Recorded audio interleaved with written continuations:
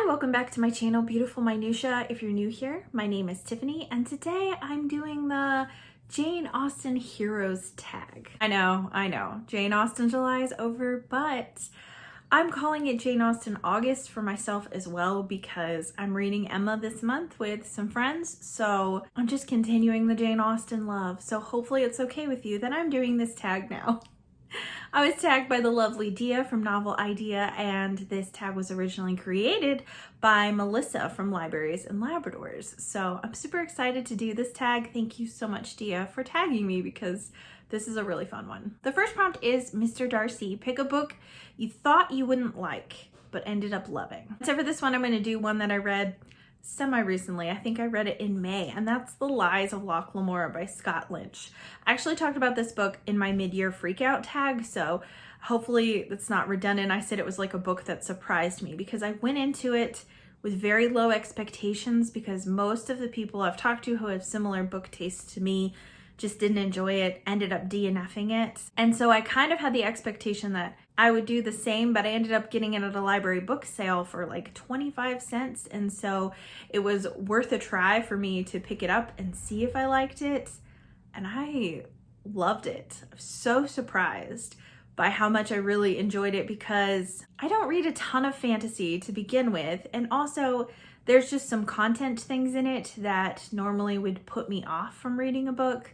But for whatever reason, they were totally fine with this book and it was really, really enjoyable. If you haven't heard of this book, it's the first book in the Gentleman Bastard series, which I think there are 3 or 4 of them out right now. I don't know how long the series is supposed to be, but it follows this boy, Loch Lamora, who is an orphan and is sold into slavery, and then someone buys him who trains him to be an expert thief.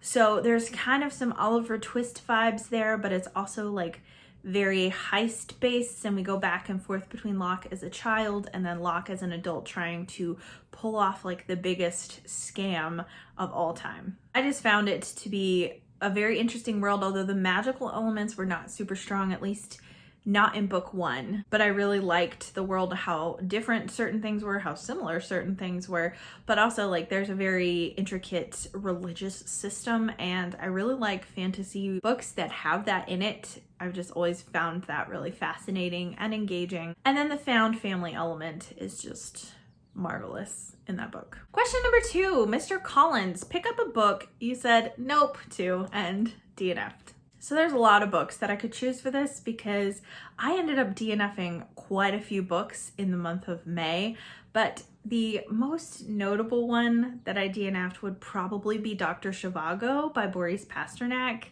I was really hoping to love this book. I love Russian literature, and I was gonna say that this is my first exposure to modern Russian literature, but that's not true because I read The Master and Margarita by Mikhail Bulgakov last summer, and I really enjoyed that, but I really struggled with Dr. Zhivago.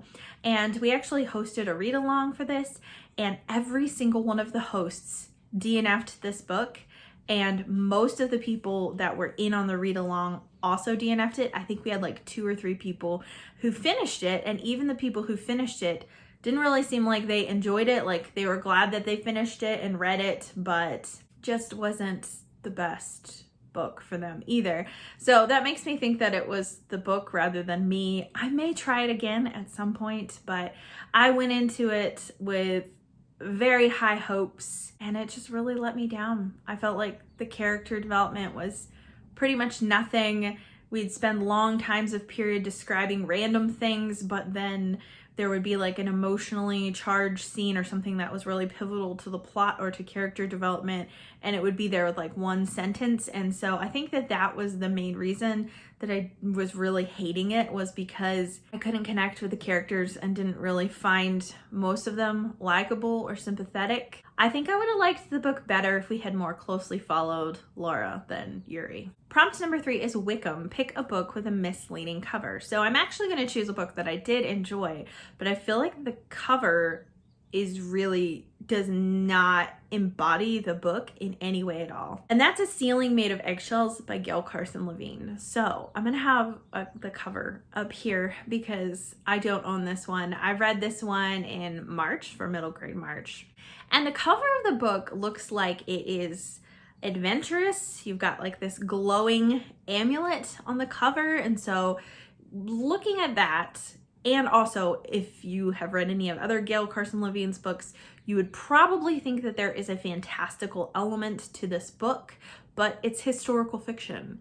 And it's about a girl who is Jewish in Spain in the 1400s, and King Ferdinand and Queen Isabella basically driving the Jews out, which was a historical thing that I didn't know anything about. So that's pretty much the gist of the story. And she does have an amulet, which she kind of believes protects her because it's her grandmother's, but there's nothing magical about it really in any way at all. The cover choice is very strange to me. And maybe that's the reason I heard a lot of people that were kind of disappointed with it. It doesn't have the best reviews. And I think that maybe like the cover could be part of the reason why, is because people are going into it with an expectation that the story is going to be something that it's not. Prompt number 4 is Mr. Knightley. Pick a childhood favorite that has stuck with you through thick and thin. If you've been here for a while, you've probably heard me talk about The Secret Garden ad nauseum, because that was definitely my absolute all-time favorite book when I was a little girl. And I just love it. And I still love it as an adult. I read it aloud to my daughter last year for the first time, and it was a joy to introduce her to that story. And I just love it in so many ways. Prompt number 5 is Edward Ferrars. Pick a book that keeps coming back to your mind that you can't stop thinking about. So initially I was going to say The Mysteries of Udolpho by Anne Radcliffe, but it wasn't that long ago that I read that. I read that in May. So I'm gonna go with something that I read last year that I've continued to think about. I actually mentioned it a couple prompts ago, and that's The Master and Margarita by Mikhail Bulgakov. I read this last summer, so it's been about a year since I read it, and my gosh, it's probably the weirdest book that I've ever read in my entire life. It's even hard to really describe the plot. So there's kind of 2 plots going on. The main overarching plot is that the devil comes to Moscow and no one recognizes him or his demons that are helping him. And then there's another plot that the book title is after The Master and Margarita. The Master is a novelist who's written this novel about Jesus's last time of life and his interactions with Pontius Pilate, and then the woman Margarita that he loves. And so those plots are simultaneously going on. The first plot is much more focused, I feel like, on the devil's schemes while he's in Moscow, and then the second half of the book is more focused on the Master and Margarita and their relationship and their story. I will say that the first half of the book is really weird and fascinating, but also kind of scary in a way, because it's focused on the Stalinist regime in Russia, and that's what Bulgakov was writing about. And there are things about it that are just wild and shows why he could not get this book published in his lifetime. And the second half of the book is like a fever dream. It is just crazy, and it's, like I said, probably the weirdest book that I've ever read, but I can't stop thinking about it. I still think about it randomly all the time, and there are elements to the book that I really didn't like and elements to the book that I loved, but regardless of that, I can't stop thinking about it. Question number 6 is pick a book that sounded so good but ended up disappointing you. I love that this is the prompt for Willoughby, by the way. I'm just gonna throw that out there. So for this prompt, I'm gonna go with a book that I read a couple of months ago, and that's The Lost Apothecary. I can't remember who wrote it, but I'll have it up on the screen. So this is a book that is a newer release. So it came out, I think, in fall or winter of 2021. And it's a dual timeline historical fiction. The cover is gorgeous, like so pretty. And I'll admit that that was the main reason why I picked it up. But I know quite a few people who have read it and gave it 4 or 5 stars, so decided to pick it up. It follows, like I said, 2 different timelines. One takes place in London, and I think the 1700s, and has to do with an apothecary shop that helps women poison their husbands, basically. And then the present day one has to do with a woman who's just found out that her husband is having an affair, and they're supposed to be going on their 10-year anniversary trip to London. So she's in London, the past is in London. Those are the two timelines. And it started out really well. I had one of the best like first chapters that I had read in a book in a while, and I was immediately like engaged, but it derailed so badly, and I just did not care about what happened to these characters. And the more I have sat on this book, the less I like it. I'm pretty sure I gave it like, maybe I gave it 3 stars on Goodreads. I don't know, but I'd give it like 2 stars for sure. This book was really disjointed and weird. And the last prompt number 7, is Captain Wentworth, pick an underrated book that deserves more love. And this is kind of an unconventional pick because it's well known, but it's well known because there's a movie adaptation, and I don't think a lot of people realize that it's a book. And that's 101 Dalmatians by Dodie Smith. Most people are familiar with the Disney adaptation. People are very familiar with Cruella de Vil and with the whole 101 Dalmatians plotline. But I read it last year, and I put up a poll on Instagram talking about how much I was enjoying it and asking if people knew that it was a book first.